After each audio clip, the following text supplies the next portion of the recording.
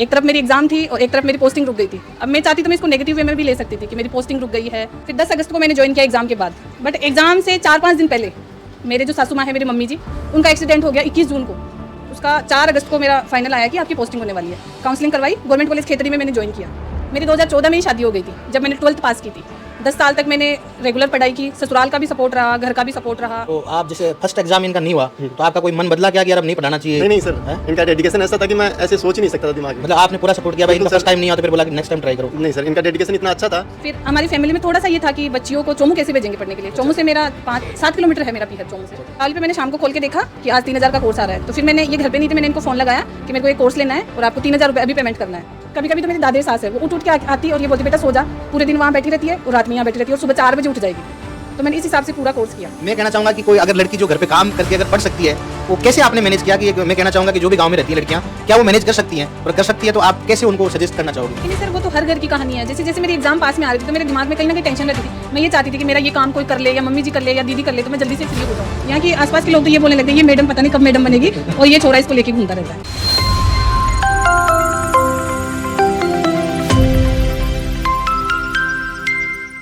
नमस्कार सभी को, मैं आपको एक और खाद्य सुरक्षा अधिकारी से मिलाता हूं जिनका नाम सुमित्रा कुमारी जाट है। और कहना चाहूंगा जो ये है एक बेटी, एक बहू और एक माँ है। हाँ, सुनने में आपको ऐसा लग रहा होगा, बहुत ही आपको सुन के अजीब लगेगा, हो सकता है आपको लगे कि हो नहीं सकता, लेकिन आप खुद सुनोगे कहानी। और मेरे को भी पहली बार सुना। वास्तव में चाहता हूं कि उन बच्चों तक ये बात पूछे जो ये सोचते हैं कि भाई ऐसा कुछ होता नहीं है, जो सुनाएंगे, हम आपको परिचय करवाते। यस, नमस्ते सर। यस, मैं सुमित्रा कुमारी जाट, खाद्य सुरक्षा अधिकारी। जैसे कि सर ने बताया, मैं एक बहू, एक बेटी और एक माँ, इन सब रेस्पॉन्सिबिलिटीज के साथ में मैंने खाद्य सुरक्षा अधिकारी का एग्जाम क्लियर किया है। इससे पहले मैं लैब असिस्टेंट की पोस्ट पे कार्यरत थी और उसी के दौरान मेरा ये एग्जाम क्लियर हुआ है और अभी मैंने ज्वाइन कर लिया है। 6 महीने हो गए हैं मेरे को ज्वाइन किए हुए। और मेरा स्ट्रगल, मेरी फैमिली, मेरे ससुराल वाले और इसके साथ साथ रॉयल इंस्टीट्यूट, मतलब सबके सपोर्ट से मैंने आज ये मुकाम हासिल किया है। मेरा बीएससी हुआ है JNKV जबलपुर से। 22 में मेरा बीएससी क्लियर हुआ है, BSc AG। 23 में मैंने लैब असिस्टेंट की पोस्ट पे ज्वाइन कर लिया था। एग्जाम थी अपने ये 27 जून 2022 को, और मेरा जो लैब असिस्टेंट की ज्वाइनिंग थी वो अप्रैल में आ चुकी थी, अप्रैल 2022 में। बाय द वे मेरा ये था कि पोस्टिंग मेरी नहीं आ पाई थी, मेरा कुछ डॉक्यूमेंटली इश्यू हो गया था, तो मेरा रिजल्ट रोक लिया गया था। हम लोग 100 कुछ बच्चे थे, 117 के आसपास, उनका रिजल्ट रोक लिया था। अब ये मतलब प्रोविजनल रिजल्ट रोक लिया था क्योंकि कुछ डॉक्यूमेंटली इश्यू था, और बाकी के हम लोगों के जो साथी थे उनको सबको पोस्टिंग मिल गई थी। एक तरफ मेरी एग्जाम थी और एक तरफ मेरी पोस्टिंग रुक गई थी। अब मैं चाहती तो मैं इसको नेगेटिव वे में भी ले सकती थी कि मेरी पोस्टिंग रुक गई है, मैं पता नहीं कब ज्वाइन करवाएंगे। पर मेरी फैमिली ने, खासतौर से मेरे हस्बैंड ने मेरे को काफ़ी सपोर्ट किया कि तुम्हारे लिए अच्छा है, 1 महीना 2 महीना लेट हो जाए तो तुम्हारा एग्जाम हो जाएगा। फैमिली ने भी अच्छा सपोर्ट किया। पर कभी कभी मन में आ जाता था कि पता नहीं, आजकल गवर्नमेंट में कोई भी एग्जाम रुक जाती है, 1 साल 2 साल 5 साल भी निकल जाते हैं। बट इन्होंने अच्छा सपोर्ट किया कि नहीं, तुम्हारा रिजल्ट रुक गया है, डॉक्यूमेंट मैं भिजवा देता हूँ। यहाँ तक कि उन्होंने खुद ने अधीनस्थ बोर्ड में हमारा डॉक्यूमेंट वेरिफिकेशन हुआ था, 2 बार खुद जाके आए, मेरे को बोले कि तुम्हारा एग्जाम है, तुम तैयारी करो। मैं सुबह 7 बजे ससुराल से लाइब्रेरी निकल जाती थी, शाम को 7 बजे आती थी। मैं पूरा दिन वहीं रॉयल इंस्टीट्यूट की बस क्लासेस लेती थी मैं सारे दिन, क्योंकि मेरे को जल्दी से कोर्स करना था। मैंने अक्टूबर में तो कोर्स लिया था, 3000 रुपये में मैंने कोर्स लिया था। फिर मेरी पोस्टिंग नहीं आई। फिर 27 जून को मेरा एग्जाम था और डॉक्यूमेंट वेरिफिकेशन मैंने दोबारा से करवा लिया था। फिर 10 अगस्त को मैंने ज्वाइन किया एग्जाम के बाद। बट एग्जाम से 4-5 दिन पहले मेरे जो सासू माँ है, मेरी मम्मी जी, उनका एक्सीडेंट हो गया 21 जून को। 21 जून को मैं जैसे ही लाइब्रेरी से आई शाम को 7 बजे, तो उन्होंने, सामने ही हमारे रोड है, रोड क्रॉस करते हुए उनका काफ़ी भयंकर एक्सीडेंट हो गया। उनके पैर में लग गई थी, कमर में लग गई थी, यहाँ तक कि सिर में भी उनके काफ़ी चोटें आ गई थी। पर मेरे मम्मी जी हैं, उनके हॉस्पिटल में जैसे उनको थोड़ा सा होश आया तो उनकी आवाज़ बस यही थी, सुमित्रा की एग्ज़ाम है, मेरी बड़ी ननद थी उनके साथ में, सुमित्रा की एग्जाम है, तुम घर जाओ और उसको लाइब्रेरी भेजना कल सुबह। रात में 12-1 बजे उनको होश आया तो उनकी यही आवाज थी। मैं दूसरे दिन लाइब्रेरी नहीं गई, 4 ही दिन थे मेरे एग्जाम के, बट उन्होंने बोला कि नहीं उसको लाइब्रेरी भेजना है। सेकंड डे मम्मी जी तो आए नहीं, ननद को भेजे कि तुम घर जाओ बच्चों को संभालना, क्योंकि घर पे छोटे बच्चे भी थे। और मेरी दीदी जो मेरी जेठानी है वो मेरी रियल दीदी ही है, उन्होंने घर संभाल रखा था पूरा। ननद आई, मैं 26 जून को मैंने वापस लाइब्रेरी ज्वाइन की एग्जाम से 1 दिन पहले। उन्होंने बोला कि आप जाओ, 1 दिन जाओ, तुम्हारा थोड़ा सा माइंड रिलैक्स होगा। पढ़ाई तो खैर नहीं हो पाई थी 4-5 दिन, दिमाग में ये चल रहा था मम्मी जी के कुछ हो जाता तो, और मम्मी जी हॉस्पिटल थे 2 दिन तक। तो फिर मैं 1 दिन लाइब्रेरी गई और पूरा मेरी जो साथ के थे दोस्त वगैरह, उन्होंने बोला कोई बात नहीं आपका अच्छा होगा। फिर मैं आई, सेकेंड डे मैंने पेपर दिया और मेरा एग्जाम मेरे को नहीं लग रहा था कि हो पाएगा, क्योंकि पेपर में दे के आई मैं। आंसर की भी मैं 4 या 5 दिन बाद में मैंने मैच किया था।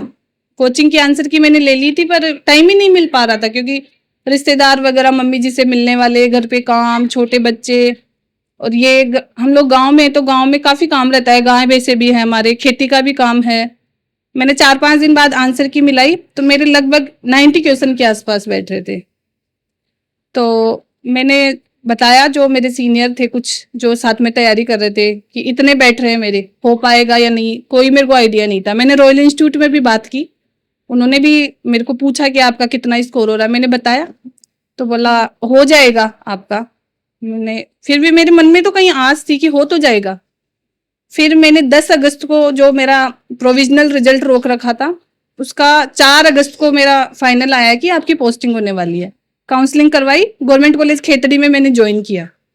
मैंने वहाँ 2-2.5 साल तक सर्विस की, और फिर ये हमारा कभी डॉक्यूमेंट वेरिफिकेशन हुआ फरवरी 24 में शायद डॉक्यूमेंट वेरिफिकेशन करवाया। फिर 2 गुना में हुआ था। फाइनल का ये था कि रिजल्ट आएगा, 1.5-2 साल निकल गए, फिर फाइनल हो गया। तो मैं यही कहूंगी कि ये नहीं कि शादी हो गई है, बच्चे हो गए हैं और अब मैं नहीं पढ़ सकता। मेरी 2014 में ही शादी हो गई थी, जब मैंने 12th पास की थी। 10 साल तक मैंने रेगुलर पढ़ाई की, ससुराल का भी सपोर्ट रहा, घर का भी सपोर्ट रहा, और जो भी मेरे को चीजें जरूरत थी कि मेरे को आज ये कोर्स लेना है, आज मेरे को यहाँ से ये चाहिए, मेरे को यहाँ रह के पढ़ना है, इतना काम नहीं हो पाएगा मेरे से, ऐसा कोई बहाना नहीं बनाया मैंने। मेरे पास ज्यादा कोई नोट्स भी नहीं है। मैंने 2 साल तक नीट की तैयारी की थी, वो नोट्स मैंने बायोकेमिस्ट्री के लिए थोड़ा सा उनको प्रेफरेंस दिया। अधिकतर मैंने रॉयल इंस्टीट्यूट का ही मटेरियल पढ़ा था, इसके अलावा मेरे पास कुछ था ही नहीं मटेरियल। मैंने बोला कि मैं यही पढ़ लेती हूँ, इससे होगा तो हो जाएगा। अगर इससे मेरा नहीं होता है, मेरे मन में ये भी था, अगर मेरा इससे नहीं होता है ना, तो फिर शायद किसी का भी नहीं होगा। तो ये कहानी है एक बहुत ही सफल महिला की। हम ऐसा तो दरअसल रोज सुनते हैं कि एक सफल पुरुष के पीछे एक महिला का हाथ होता है, लेकिन आज हम देख रहे हैं कि एक सफल महिला के पीछे एक पुरुष का, उनके पति का हाथ है। हमारे साथ है उनके पतिदेव राकेश जी, और हम राकेश जी से जानना चाहेंगे कि ऐसा होता है कि बहुत बार हमने घरेलू भारतीय घरों में ऐसा देखा है कि यदि शादी के बाद भी यदि कोई लड़की तैयारी करना चाहती है या बहू तैयारी करना चाहती है तो वो अपने पीहर चली जाती है, या फिर हम भी ऐसे कहते हैं कि सहूलियत के हिसाब से यहाँ पे घर पे पढ़ने नहीं देंगे या घर का माहौल ऐसा नहीं है, तो घर से दूर कहीं कस्बे में या सिटी में हम रूम दिला देते हैं, वहां जाके तैयारी करें। लेकिन ये कहानी उन सभी जितने भी हमारे टैबू है, हमारे धारणा है, उनके खिलाफ है और उनको तोड़ती है। क्योंकि ये बता रहे थे कि सुबह 7 बजे से शाम के 7 बजे तक लाइब्रेरी, और लाइब्रेरी के बाद में लौट के कहीं रूम पे नहीं जाना, कहीं वापस पीहर के घर नहीं जाना, वापस ससुराल आते और फिर ससुराल आके भी पढ़ते। तो इस पूरे के पूरे परिवेश में आपका क्या सहयोग रहा? आप इस पूरे वाक्य को कैसे देखते हैं सर? जी सर नमस्कार, मेरा नाम राकेश बदाड़ा, इनका हस्बैंड सुमित्रा जी का। तो सर मेरा इनके जॉब लगने में यही है कि मैं इनका बैकबोन एक आप बोल सकते हो। हमारी शादी 2014 में हो गई थी।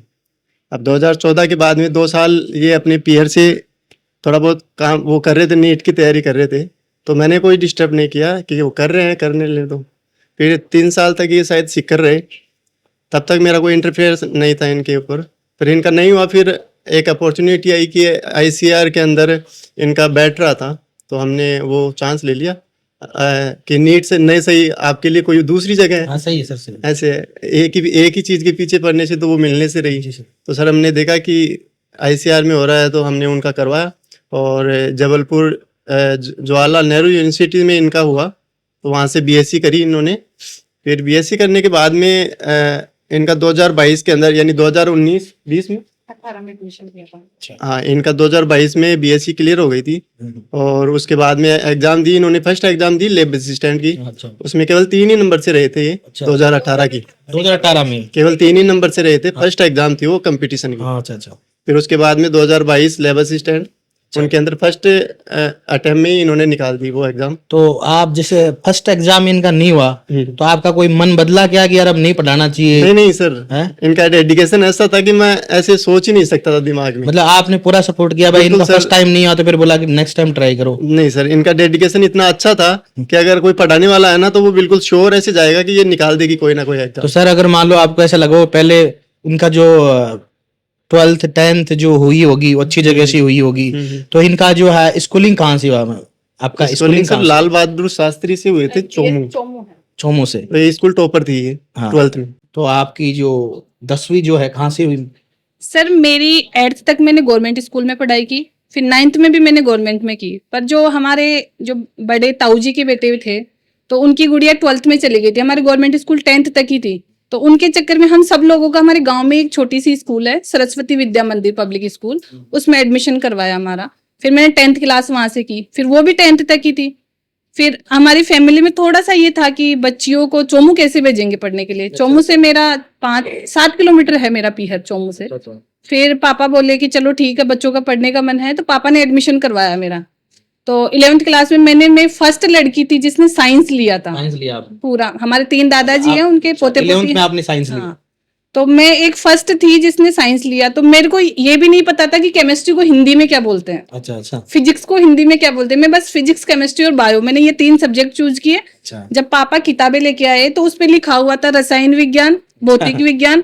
मैं इतनी कंफ्यूज थी कि मैंने मामा जी को फोन लगाया कि मामा जी मैंने गलत डिसीजन ले लिया साइंस लेके, क्योंकि आइडिया ही नहीं था इन चीजों का।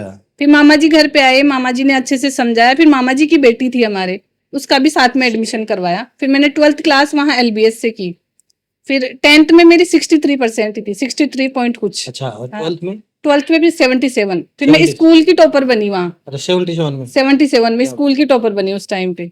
अच्छा। तो फिर इस टाइप से मेरा एलबीएस स्कूल जो इंदिरा कॉलोनी में है चोमू, वहां से मेरी 12th हुई। फिर 12th के बाद में मैंने चोमू से तैयारी की 2 साल, और 1 साल मैंने सिक्कर से तैयारी की नीट की, पर उसमें नहीं हो पाया। फिर आईसीआर के थ्रू मैंने बीएससी की। हाँ, तो आपका जो आपने 12th जो साइंस से की है, जी अब एग्रीकल्चर का सफर कैसे शुरू किया? कैसे आपने एग्रीकल्चर ली? क्योंकि आप तो डॉक्टर बनना चाहते थे, जी जी लेकिन आप फिलहाल तो आप ऑफिसर बन गए खैर। जी। लेकिन आप इससे पहले आपने बीएससी का कैसे माइंड में आया कि बीएससी करनी चाहिए मेरे को? सर एक ये था कि नीट की मैं तैयारी करते जा रही थी बार बार। फिर मैं जहाँ रहती थी हॉस्टल में, उसके पास में ही मेरे एक भैया रहते थे, मतलब भैया तो क्या, वो साथ में रहते थे। तो उनके कोई सिस्टर थी, तो उन्होंने बोला कि अगर इसमें नहीं हो पा रहा तो आप उधर जाओ। तो मेरा मेन मोटो ये था कि मतलब पापा खेती ही करते थे कि गवर्नमेंट जॉब लगना जरूरी है। देखो डॉक्टर बने नहीं बने, अपन चलो अपन 5 साल तैयारी कर लेंगे अभी, उसके बाद अपना नीट हो जाएगा मान लिया। फिर उसके बाद 5 साल में एमबीबीएस करूंगी, फिर 3 साल के लिए पीजी करूंगी, 8 साल लग जाएंगे। तो फिर मेरे दिमाग में ये आने लग गया कि मैं 8 साल कोई छोटी भी गवर्नमेंट जॉब करूंगी तो शायद मैं वहां तक पहुंच जाऊंगी। तो मेरे दिमाग में बस वही था कि मैं आईसीआर में जाके बीएससी होते होते मैं जॉब पकड़ लूंगी। और मेरे दिमाग में कभी कभी तो ये आता था कि मैं सुपरवाइजर ही पकड़ लूंगी, पर मेरा सुपरवाइजर में भी मेरा पेपर क्लियर नहीं हुआ था। 2 गुना में भी नहीं हुआ था मेरे सुपरवाइजर में। 22 में लगी थी ना, 4 नंबर कम थे मेरे। 114 कट ऑफ थी, 111 मेरे मार्क्स थे उसमें, पर सुपरवाइजर में नहीं हुआ। फिर लैब असिस्टेंट की उसी टाइम एग्जाम लगी थी, फिर उसमें हुआ मेरा। बहुत बढ़िया। पैसों का कोर्स लेने में बहुत लेट हो गया आप, और कोर्स लेने में लेट हो गए तो ऐसा होता है अमूमन कि बहुत बार जब बच्चे लेट कोर्स लेते हैं तो मन में तो पहले ही मोटिवेशन डाउन हो जाता है कि पहले ही मैं लेट हूं तो मैं तो अब नहीं पढ़ पाऊंगी, या फिर कोर्स तो ले लिया कोई बात नहीं, क्लासें हो तो देख ली, या नहीं देखी तो अभी चल लिया। लेकिन आपने उस टाइम को मैनेज किया और आज उसका परिणाम भी हमारे सामने है कि आप अफसर हैं। तो आज हमारे ऑडियंस को यह भी बताइए कि उस टाइम को मैनेज कैसे किया। यदि कोई बच्चा लेट भी हो जाता है तो हिम्मत नहीं हारनी चाहिए, इसका एक आप बड़े उदाहरण दीजिए। सर मैं रॉयल इंस्टीट्यूट का कोर्स जब स्टार्ट हुआ था उस टाइम से ही सर्च कर रही थी कोर्स। तो पर मेरा क्या है उसमें 10,000 रुपए आ रहे थे, तो मैं ऑफर के चक्कर में थी मैं तो, क्योंकि सर देखो फाइनेंशियल कंडीशन इतनी अच्छी नहीं थी, ससुराल की भी नहीं थी, पीहर की भी नहीं थी। तो मैं ये सोच रही थी शायद कोई टेस्ट हो जाए, उस टेस्ट में अपने मार्क्स आ जाए, मेरे दिमाग में यही रहता था कि कई कोचिंग वाले टेस्ट करवाते हैं, तो मेरे ये था कि मैं टेस्ट दे लूं, उसमें मेरे मार्क्स आ जाए, शायद मेरे को थोड़ी छूट मिल जाए। बिल्कुल। फिर टेस्ट नहीं हुआ, फिर शायद रक्षाबंधन या कुछ आया, फिर उसमें 5,000 का हुआ, अच्छा ऑफर आया था, उसमें 5,000 का हुआ। फिर मैंने इनको नहीं बोला कि नहीं ये भी ज्यादा है, मैंने इनको कभी नहीं बोला कि मेरे को कोर्स लेना है। फिर 3,000 का आया दीपावली पे मैंने शाम को खोल के देखा कि आज 3,000 का कोर्स आ रहा है, तो फिर मैंने, ये घर पे नहीं थे, मैंने इनको फोन लगाया कि मेरे को एक कोर्स लेना है और आपको 3,000 रुपए अभी पेमेंट करना है। तो बोले आप ले लेते, पहले ले लेते। मैंने बोला पहले ऑफर नहीं था। फिर मैंने 3,000 में कोर्स लिया और उसी दिन से मैंने शाम को 8 बजे कोर्स लिया था और उसी रात को मैं 1 बजे तक क्लास देख रही थी। उसी दिन रात को मैंने कोर्स लिया था 8 साढ़े 8 बजे, उसी दिन मैं रात को 1 बजे तक क्लास ले रही थी। मैंने ये टारगेट किया था कि मैं पर डे कम से कम 11 घंटे क्लास लूंगी, कि सारे सब्जेक्ट हैं जिनकी क्लासें डली हुई है, मैं सबकी एक एक क्लास तो लेंगी। और उस क्लास को लेने का ये मतलब नहीं है कि बस मैंने सुन लिया, मेरे को जो चीजें याद रहती थी ना क्लास लेके, मैं तो वो तो लिखती नहीं थी, और जो चीज मेरे को ये लग रहा है कि मेरे को याद नहीं हो सकती, मेरे को कॉन्फिडेंस इतना था कि मैं क्लास सुन लेती थी और उसमें से क्वेश्चन जितने भी बनते थे मैं यूट्यूब पे भी डाल देती थी। जो मैंने आज ऐसे मान लो कि आज मैंने ऑर्गेनिक केमिस्ट्री में वो पढ़ा कार्बोक्सिलिक एसिड, तो मैं उसको पूरा पढ़ लेती थी और फिर उसका यूट्यूब पे डालती थी कि इसके प्रीवियस ईयर क्वेश्चन या इसमें कैसे क्वेश्चन बन सकते हैं, तो मैं उसका पूरा एनालिसिस करती थी उस टॉपिक का। क्वेश्चन अगर मेरे से बन रहे हैं तो मेरे को लगता था कि इसको दोबारा देखने की जरूरत नहीं, और मैं दोबारा नहीं देखती थी उस क्लास को फिर। और जो चीज मेरे को नहीं लगती थी मैं उसको छोटा सा लिख लेती थी बस। मेरे पास एक कॉपी भी नहीं है पूरी एफएसओ के नोट्स की, एक सिंगल कॉपी भी, मैंने इतने छोटे नोट्स बना रखे हैं। मेरे जो कलीग्स हैं साथ वाले तो ऐसे बोलते हैं आप अपने नोट्स दे दो, मेरे नोट्स दिखाती हूँ उनको तो ये बोलते थे ये तो फाड़ के फेंकने लायक है, क्योंकि आपके अलावा कोई पढ़ ही नहीं सकता इनको। तो इस हिसाब से मैंने पूरा टाइम मैनेज किया, और मैंने एग्जाम थी उससे 15 या 20 दिन पहले पूरी क्लासें ले ली थी, क्लासें मैंने एक भी नहीं छोड़ी थी। तो आपने जो क्लासें ली, क्या आप रेगुलर टेस्ट देते थे? जैसे मान लो आपने बोला कि मैं थोड़ा लेट ज्वाइन किया था, मैंने आपने लेट ज्वाइन किया इस कोर्स को, तो जो पेपर होते थे संडे को या जो टेस्ट सीरीज भी होती थी तो उसमें आपने टेस्ट सीरीज या संडे को पेपर देते थे या फिर? नहीं सर, मैंने जो स्टार्टिंग में टेस्ट होते थे 7 डेज पे वो मैं नहीं दे पाती थी, क्योंकि मेरे को इतना टाइम ही नहीं मिल पाता था, और कई टॉपिक ऐसे थे मैंने इतना लेट लिया था कि टॉपिक ही नहीं हो पा रहा था मेरा। पर लास्ट में जो टेस्ट लगे थे उसमें अगर आप लोग स्कोर देखे होंगे मेरे बहुत कम मार्क्स आते थे, पर जैसे पेपर हो गया मेरे 150 में से अगर 50 मार्क्स भी आए हैं ना, तो मैं ये नहीं करती थी कि मेरे इतने कम मार्क्स आए हैं, मैं उसको चलो 50 आ गए चलो अच्छी बात है, पर जो 100 क्वेश्चन है उनका पूरा एनालिसिस कर लेती थी मैं, मेरे ज्यादा मार्क्स नहीं आते थे टेस्ट में। अच्छा अच्छा।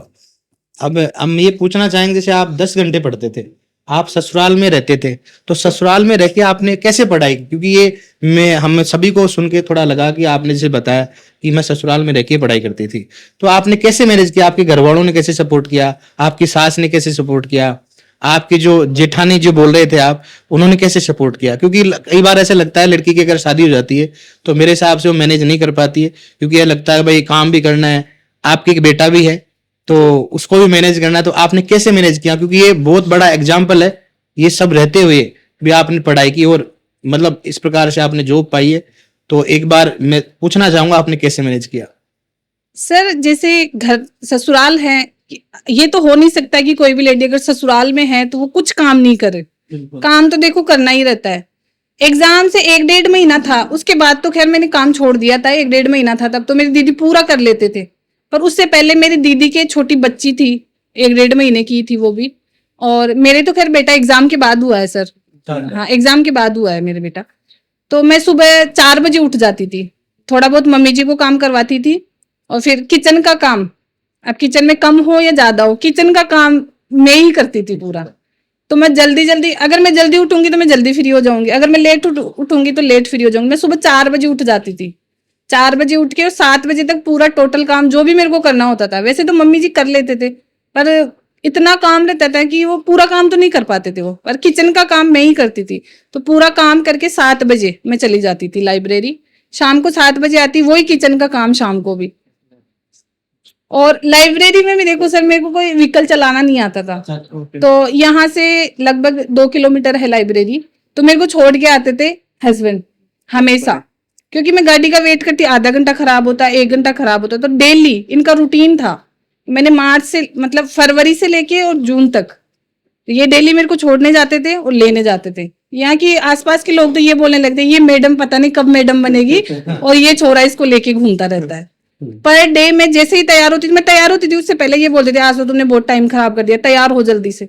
तो मैं जल्दी से तैयार होती, 7 बजे ये छोड़ के आते। शाम को मैं जैसे ही मेरा आने का मन रहता, मैं इनको फोन लगाती। 7 बजे पहले कभी नहीं आती थी मैं, कि घर पे जाएंगे आधा घंटा खराब होगा, 1 घंटा, वो काम तो वही करना है अपन को, 2 घंटे लगाएंगे तो भी वही है, 1 घंटे में करेंगे तो भी वही है। और मैं लेट आती थी, तब मेरे ससुराल वाले भी ये बोलते थे यार बेटी इतनी लेट तक पढ़ रही है, जल्दी से खाना खा लेते हैं और फिर ये पढ़ेगी। और मेरे यहाँ पास में एक 12th में बच्ची थी, तो वो केमिस्ट्री पढ़ने आती थी, 8 से 10 तक मैं उसको वही टॉपिक पढ़ाती थी जो मेरे एफएसओ में थे। तो मैं उसको वो टॉपिक उसको बता देती थी, वो भी मेरे साथ में बैठ के पढ़ लेती थी। 12th में थी वो, तो ऐसे 10 बजे तक वो मेरे साथ रहती और फिर मैं 1 बजे तक पढ़ती थी। कभी कभी तो मेरी दादेर सास है, वो उठ के आती और ये बोलती बेटा सो जा, पूरे दिन वहां बैठी रहती है और रात में यहाँ बैठी रहती है और सुबह 4 बजे उठ जाएगी। तो मैंने इस हिसाब से पूरा कोर्स किया। बहुत बढ़िया। और ऐसा भी देखा गया है कि जब कोई भी प्रिपरेशन करता है कॉम्पिटिटिव एग्जाम की, तो बहुत सारे सोर्सेज के भरोसे रहता है, बहुत बार बहुत सारे कोचिंग के क्लासेस लेने लग जाता है, बहुत सारे मैटर को, क्योंकि हम क्वालिटी पे काम नहीं करते, क्वांटिटी पे काम करते, कि मैटर हमारे पास खूब होना चाहिए। जैसा कि आपके पास समय भी कम था और आपने बहुत लेट कोर्स लिया, क्योंकि वो फीस का वेट कर रहे थे कि डिस्काउंट मिल जाए, तो उस इतने कम टाइम में आपने जो जो क्लासेज रॉयल से लिए, तो क्या वो आपके लिए सफिशिएंट था या फिर आप और भी मैटर के भरोसे रहे? नहीं सर, मैंने रॉयल इंस्टीट्यूट के अलावा कहीं से कुछ नहीं पढ़ा और मटेरियल। हाँ, एक आध मेरे पास बुक्स थी, बट वो बस बुक्स रखी हुई थी। एक नेमराज सुंडा मैंने बीएससी फर्स्ट ईयर में थी तब ली थी, उसके अलावा और रॉयल इंस्टीट्यूट के नोट्स के अलावा मेरे पास और कुछ भी नहीं था जिसमें मैं एफएसओ का पढ़ सकूं। उसी से वो मेरे को सफिशिएंट लगता था और मैं ये सोचती थी कि अगर मैं और चक्कर काटूंगी इधर उधर तो मेरा ये भी छूट जाएगा।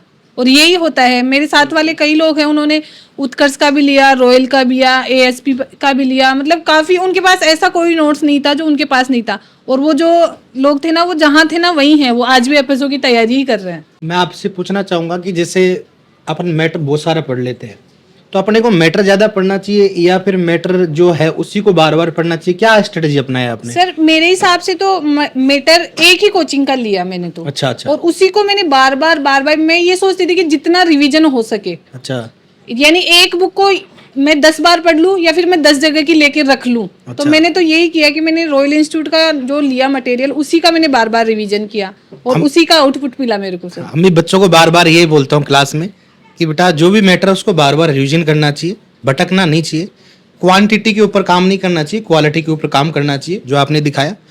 एक क्वेश्चन और है मेरा आपसे कि परिवार में भाई बहन होते हैं, पापा होते हैं, सभी होते हैं, जब पढ़ाने की बारी आती है तो जो अक्सर ऐसा होता है अपने गाँव में कि बेटा पढ़ने जा रहा है बाहर, कोई बात नहीं बेटा, जहाँ भी पढ़ना चाहो पढ़ लेते हैं। लेकिन जब बात आती है पापा भी कमाने के लिए चले जाते हैं, काम पे चले जाते हैं कहीं भी, और भाई भी पढ़ने चला जाता है, तो घर में मेरे हिसाब से मम्मी और सिस्टर रह जाती है। तो कई बार ऐसा लगती है, सिस्टर से बोलती है कि मम्मी आपके साथ ही रहूँगी, मैं पढ़ाई नहीं करूँगी, घर पे काम कौन करेगा। वो आपने जिस प्रकार से बताया कि आप यहाँ पर बहू थे, तो मैं कहना चाहूँगा कि कोई अगर लड़की जो घर पे काम करके अगर पढ़ सकती है, वो कैसे आपने मैनेज किया? कि एक मैं कहना चाहूँगा कि जो भी गाँव में रहती हैं लड़कियाँ, क्या वो मैनेज कर सकती हैं? और कर सकती है तो आप कैसे उनको सजेस्ट करना चाहोगे?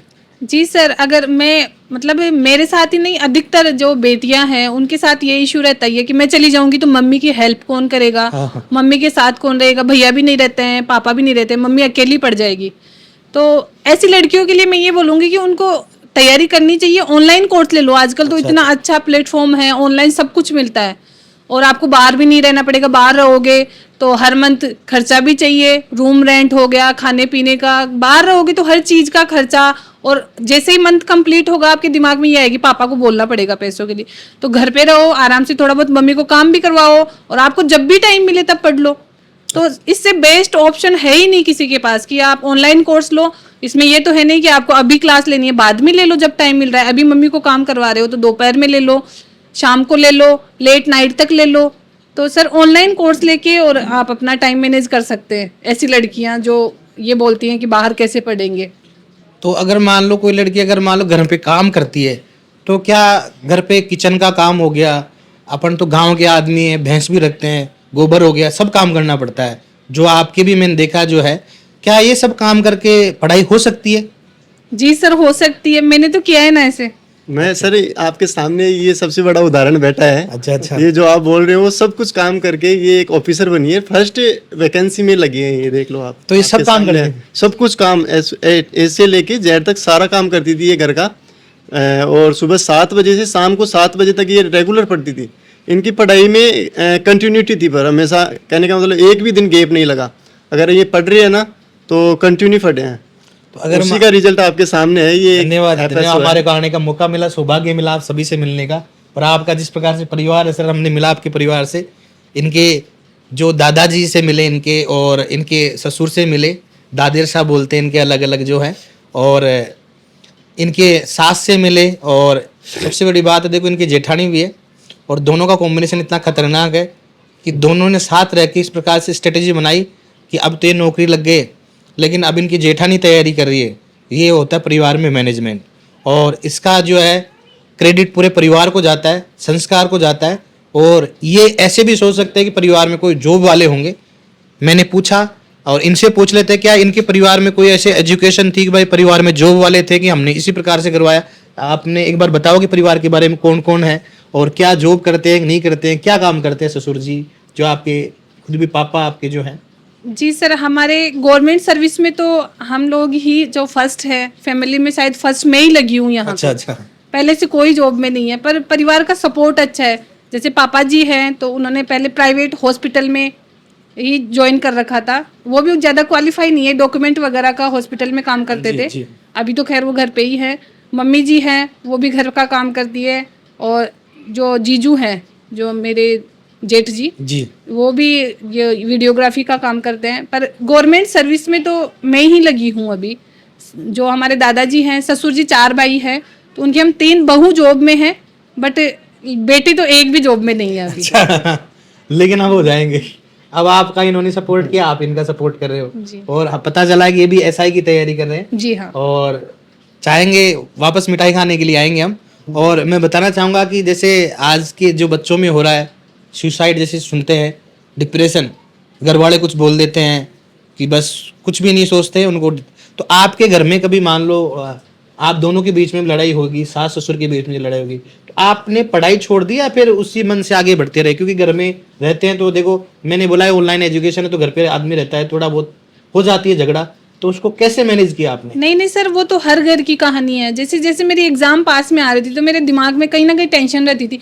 मैं ये चाहती थी कि मेरा ये काम कोई कर ले, या मम्मी जी कर ले, या दीदी कर ले, तो मैं जल्दी से फ्री हो जाऊं। बट जो काम थोड़ा बहुत जो मैं करती थी, थोड़ा बहुत क्या, पहले तो मैं बहुत ज़्यादा करती थी। फिर जब 1-1.5 महीना था एग्जाम का, तो दीदी ने मेरे को ये बोला कि तुम्हें बस कुछ काम नहीं करना है, आके जो छोटी बच्ची है उसके साथ थोड़ी देर 10-15 मिनट खेलनी है, थोड़ा घूमना है, उसके बाद तुम्हें पढ़ने के लिए बैठ जाना है। और कभी कभार ऐसे हुआ कि मतलब खिटपिट देखो सर हर जगह होती है वो, कि ये काम तुम कर लो, मम्मी जी को कहीं जाना है, तो मैं अब उनको मना भी नहीं कर सकती थी कि मम्मी आप मत जाओ मेरी एग्जाम है। अब वो तो जाते ही थे, पर मैंने बस हस्बैंड को बोला ये बात की मेरी एग्जाम है, देखो मम्मी जी जा रहे हैं, तो ये मेरे को हमेशा ऐसे ही बोलते थे कोई बात नहीं, एक दिन की बात है, तो नेक्स्ट डे कल थोड़ा ज़्यादा पढ़ लेना। मेरे दिमाग में ये भी आता था मैं 10-11 घंटे पढ़ रही हूँ, इससे ज़्यादा टाइम मैं कल कहाँ से लाऊंगी। बट मैंने किया सर। बहुत बढ़िया। बहुत सारी चीज़ों को सर इग्नोर भी करना पड़ता है। ऐसी छोटी मोटी बातें हर परिवार में होती रहती है। हाँ सही है, बिल्कुल आपने इग्नोर किया सर, जी सर, उसी की बिल्कुल। बदौलत है। हाँ, बहुत सारी चीज़ों को अपन इग्नोर भी कर सकते हैं। अगर चाहते हैं पढ़ना तो पढ़ सकता है आदमी, किसी भी परिस्थिति में पढ़ सकता है पढ़ाई सर। छोड़ और सर देगा एक किस्सा और मैं बताता हूँ, अच्छा, एक किस्सा और बताता हूँ मैं सर। ये जैसे करवा चौथ पे हर पति पत्नी ऐसी पत्नी डिमांड करती है, आपको पता है कि गिफ्ट चाहिए गिफ्ट चाहिए। एक करवा चौथ आया, ये भी डिमांड करने लग गई। अब मैं जयपुर गया हुआ था और मेरा यही था कि क्या गिफ्ट दूँ, मेरे दिमाग में आ रहा था क्या गिफ्ट दूँ। मैंने एग्रीकल्चर की 5 या 6 किताब 6 बुक 5 या 6 बुक उनको उस दिन, यानी कहने का मतलब करवा चौथ के दिन गिफ्ट करी थी, रात को भेजी थी मैंने। अच्छा, आपने जो करवा चौथ आपने करवा चौथ के ऊपर आपने गिफ्ट बुक के रूप में दिया जी सर। कि क्या गिफ्ट दूं, आपने सोचा कि भाई बुक में क्या दूं, तो आपने बुक गिफ्ट की। जी सर। क्या बात है। देखो ये हमारा सुनने लायक बात है कि जो गिफ्ट है क्या क्या करे या क्या नहीं करे, और जिस प्रकार सर ने सोचा कि चलो करवा चौथ पे मैं क्या गिफ्ट दूं, तो उन्होंने बुक गिफ्ट की। और क्या आपने उन बुक को पढ़ा या फिर सर उनकी भी मैं ही बताता हूँ हाँ, सर। सर। है वो 2 किताब तो ऐसी थी सर, ये पढ़ पढ़ के ये इतनी सी छोटी सी किताब थी, वो पढ़ पढ़ के इतनी मोटी हो गई थी वो। हाँ देखो, इन किताबों को कितनी टाइम तक पढ़ा होगा इन लोगों ने। तो मैंने बस वही किताबें पढ़ी है, और उनको मैंने पता नहीं कितनी बार पढ़ लिया, मेरे को खुद को याद नहीं है वो। बहुत बढ़िया, ये बहुत एक सफलतम कहानी है, प्रेरणादायक है। आज के जितने भी युवा हताश हो जाते हैं, निराश हो जाते हैं, बहुत बार ये सोच लेते हैं कि मेरी शादी हो गई, जबकि शादी इनकी 12वीं क्लास में हो गई 2014 में, और आज हम बात कर रहे हैं 2026 में खाद्य सुरक्षा अधिकारी बने ये। और कैसा सपोर्ट रहा इनके पतिदेव का, हमने ये भी देखा कि करवा चौथ पे उपहार के रूप में क्या दिया जाए, तो वो पुस्तकें दी जिनसे आज इनकी जिंदगी संवर गई, एवं इनके पूरे परिवार की जिंदगी संवर गई। ऐसे ही बहुत सारे खाद्य सुरक्षा अधिकारी लिस्ट में हैं, क्योंकि रॉयल संस्थान से 40 से अधिक खाद्य सुरक्षा अधिकारी जो है वो चयनित हुए हैं। हम सबसे आपको मिलाएंगे और ऐसे ही प्रेरणादायक वीडियो आप तक लेकर आएंगे। धन्यवाद, थैंक यू सो मच।